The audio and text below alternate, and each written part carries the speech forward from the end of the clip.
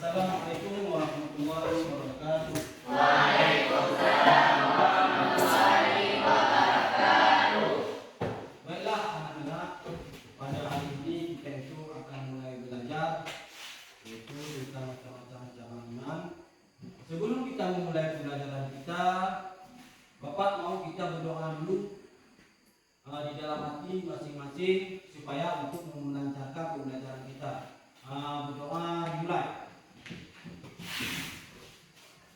Selesai.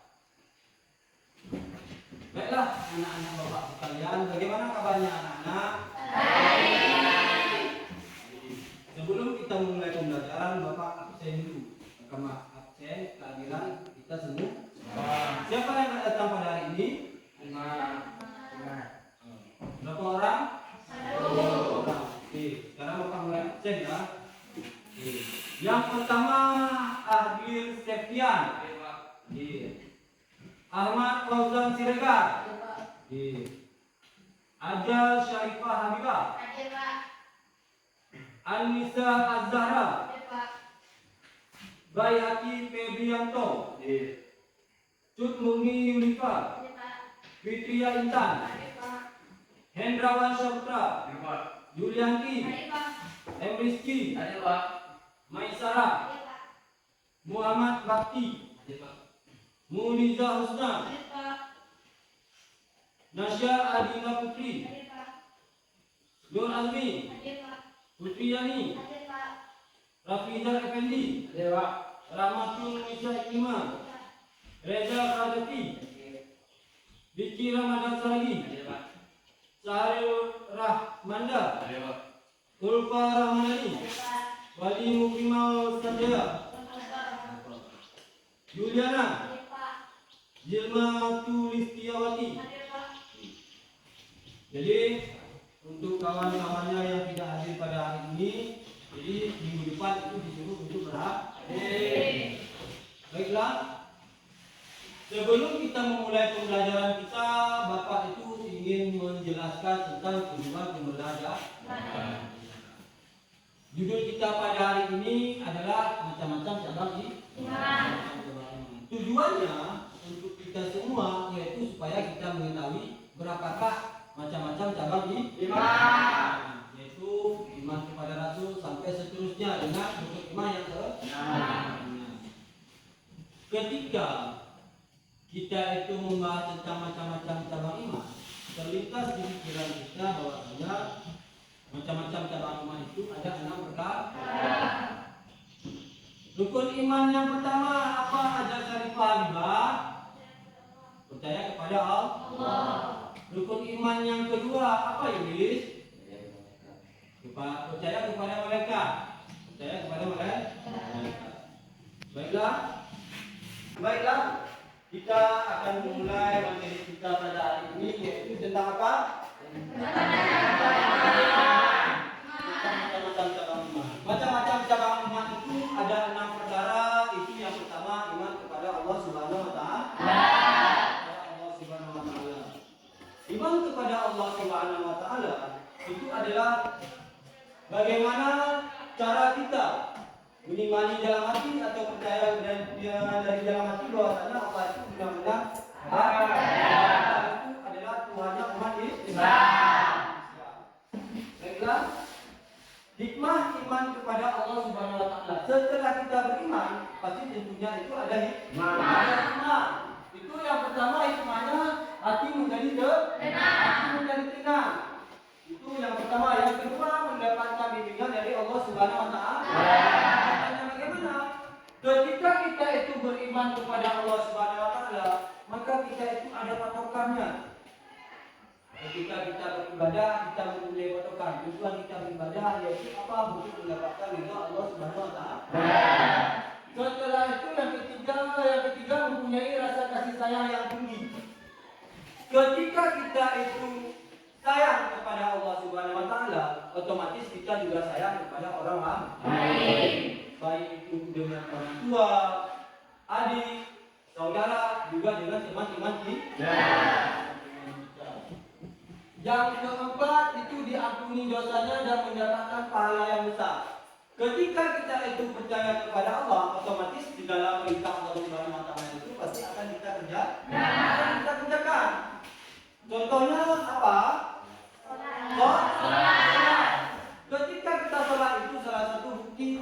beriman kepada Allah Subhanahu wa taala. Mengerjakan segala perintah Allah Subhanahu wa taala dan menjauhi larangan Allah Subhanahu wa taala. Oke. Baiklah, sekarang Bapak bertanya kepada Iblis. Ada Iblis? Mana Iblis? Oke. Apa yang membuktikan kita itu beriman kepada Allah Subhanahu wa taala, Iblis? Berbakti kepada kedua orang tua. Setelah itu Menjaga sholat. menjaga sholat dan berbakti kepada orang tua.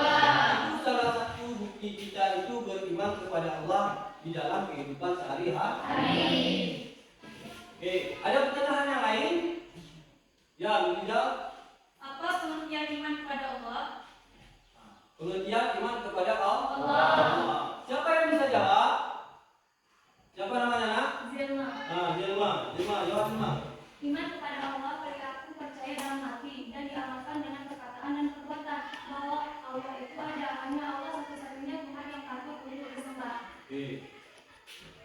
Itu adalah pengertian iman kepada Allah Subhanahu wa taala. Jadi kita meyakini di dalam hati Allah itu ada dan Allah juga patut disembah. Selanjutnya itu tentang yang kedua, iman kepada malaikat. Iman kepada malaikat adalah meyakini sepenuh hati bahwa Allah Subhanahu wa taala menciptakan malaikat sebagai makhluknya yang gaib yang diutuskan untuk melaksanakan semua perintahnya. Itu bukti kita beriman kepada malaikat. Kita meyakini di dalam hati bahwasanya malaikat itu adalah makhluk yang gaib yang melaksanakan segala perintah Allah Subhanahu wa taala. Setelah itu dan tidak pernah membangkang kepada Allah Subhanahu wa taala. Setelah itu ada hikmah beriman kepada malaikat. Yang pertama, mempertebal keimanan dan ketakwaan kepada Allah Subhanahu wa taala. Jadi katakan untuk mempertebal keimanan, ketika kita ingin melakukan sesuatu, kita ingat bahwasanya malaikat itu mencatat amal perbuatan kita. Dengan kita ingat malaikat mencatat amal perbuatan kita, otomatis segala perbuatan yang buruk pasti tidak akan kita lakukan. Dan yang kedua itu meneladani sifat disiplin dan ikhlas dari malaikat dalam melaksanakan perintah Allah Subhanahu wa taala. Di dalam kehidupan sehari-hari, ketika diperintahkan oleh Allah, contohnya sholat, ketika sampai waktu sholat, maka akan kita segerakan itu sholat. Jadi sholat itu tidak boleh menjadi bahan olok-olok kita, karena itu sholat adalah yang agama. Nah, setelah itu senantiasa berbuat kebaikan dan menjauhi perbuatan jahat. Nah, yang dikatakan menjauhi perbuatan jahat apa? Ketika kita ingin melakukan perbuatan jahat, kita ingat bahwasanya malaikat itu akan mencatat segala perbuatan kita. Nah, setelah itu beriman kepada kitab Allah Subhanahu wa taala. Apa yang dimaksud dengan iman kepada kitab Allah Subhanahu wa taala? Fauzan, beriman kepada kitab. Apa beriman kepada kitab? Yang lain ada yang ingin menjawab? Siapa yang bisa menjawab? Apa yang dimaksud dengan iman kepada kitab? Oke, ada. Apa yang dimaksud beriman kepada kitab aja? Iman kepada kitab. Iman kepada kitab. Iman kepada kitab, kita percaya bahwasanya kitab itu adalah diturunkan oleh Allah Subhanahu wa taala untuk menjadi pedoman hidup manusia. Kitab Islam adalah Al-Qur'an. Oke. Setelah itu hikmah beriman kepada kitab Allah Subhanahu wa taala. Yang pertama adalah memberikan petunjuk. Yang dikatakan memberikan petunjuk supaya manusia itu mengetahui yang mana yang benar dan yang mana yang salah. Yang kedua, sebagai pedoman agar manusia tidak berselisih dalam menentukan kebenaran. Yang dikatakan dalam menentukan kebenaran tidak berselisih itu dalam menentukan sebuah hukum, yaitu hukum-hukum syariat Islam. Yang mana yang haram dan yang mana yang halal. Setelah itu memberikan sejarah tentang orang-orang terdahulu. Yang dikatakan memberi sejarah tentang orang terdahulu di dalam kitab Al-Qur'an, di situ ada menjelaskan tentang kehidupan para rasul, tentang perjalanan para rasul dan kehidupan orang-orang terdahulu.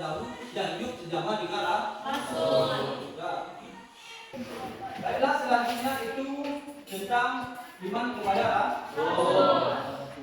Yang dikatakan dengan iman kepada Rasul ini, kita percaya bahwasanya Allah selanjutnya kita itu membahas tentang iman kepada Rasul. Iman kepada Rasul yaitu meyakini bahwa Rasul itu benar-benar adalah utusan Allah Subhanahu wa Ta'ala yang ditugaskan untuk menyampaikan wahyu dan membimbing umat manusia ke jalan yang benar agar selamat di dunia dan akhirat. Setelah itu hikmah beriman kepada Rasul. Yang pertama, ketika kita beriman kepada Rasul itu akan dapat menyempurnakan iman kita. Yang kedua, memiliki teladan dan contoh dalam hidup.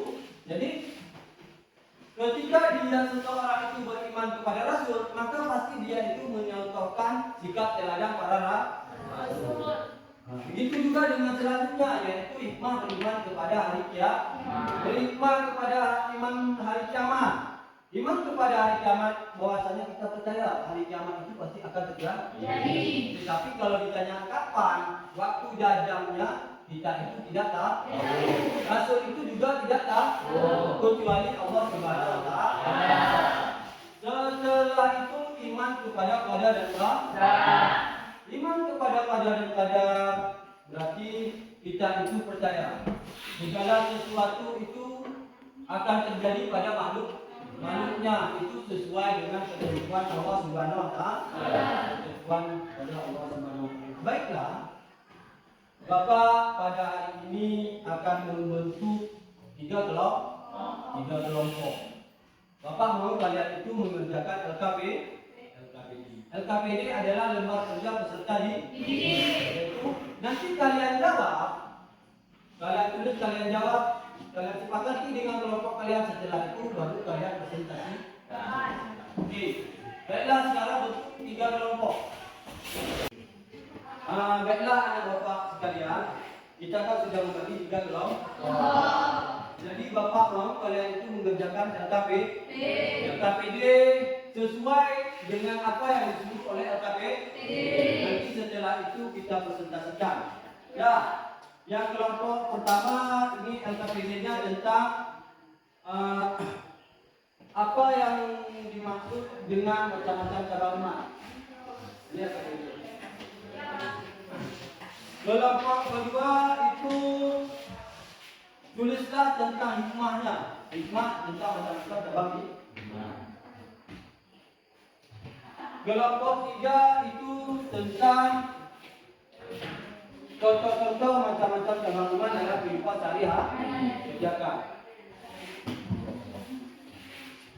Anak-anak dari LKPD yang Bapak berikan tadi, apakah kalian sudah siap? Sudah.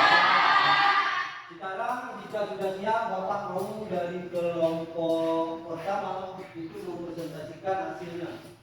Silakan kelompok pertama mempresentasikan hasil dari jawaban yang kalian kerjakan sekarang. Assalamualaikum warahmatullahi wabarakatuh. Waalaikumsalam warahmatullahi wabarakatuh. Baiklah, saya akan mempresentasikan hasil dari kerja kelompok kami.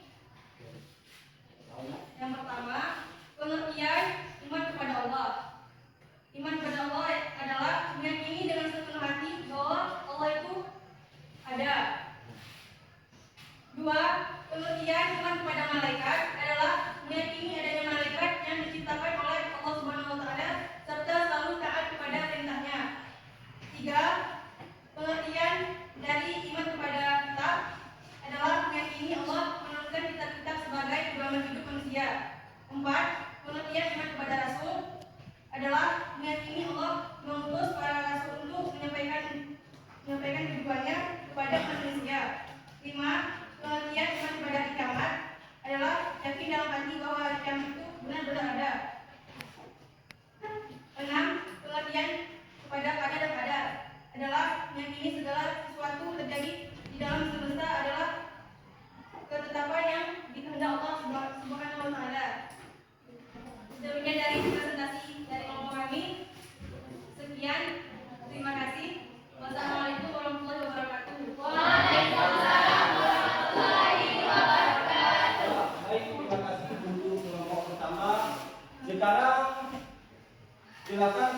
kedua untuk mempresentasikan hasil dari jawaban yang kalian mencatat. Assalamualaikum warahmatullahi wabarakatuh. Waalaikumsalam warahmatullahi wabarakatuh. Kami dari kelompok 2 akan mempresentasikan hasil belajar kelompok kami. Soalnya berdasarkan hikmah dari macam-macam cabang 5. 1. Memberikan tanggung jawab. 1. Memberikan ketenangan jiwa. 2. Sebagai sarana dekat diri kepada Allah Subhanahu wa taala. 3. Menggunakan rasa syukur. 4. Akan membentuk rasa sikap tanggung jawab. 5. Akan mempererat tali silaturahmi.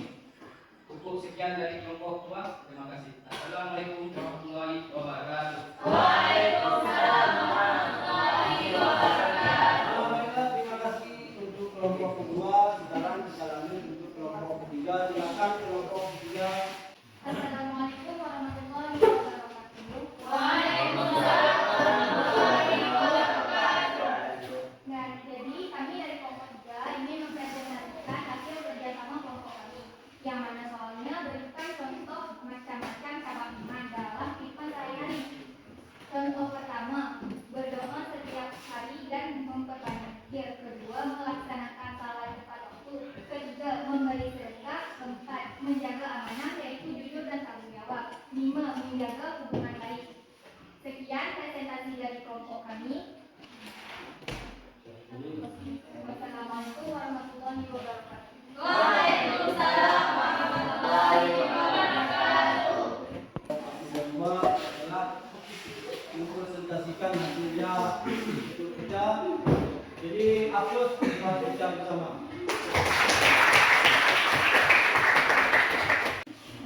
Nah, baiklah anak-anak sekalian, kita tadi sudah mempresentasikan hasil dari jawaban kita masing-masing tentang macam-macam cabang di cabang iman.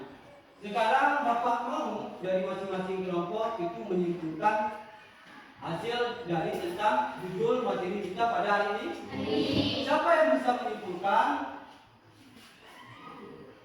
Oke, dari kelompok 2, Fauzan. Setelah kami mempelajari macam-macam cabang iman, saya dapat memahami bahwa saya dan Allah itu penting. Ya, terima kasih Fauzan. Kelompok 3.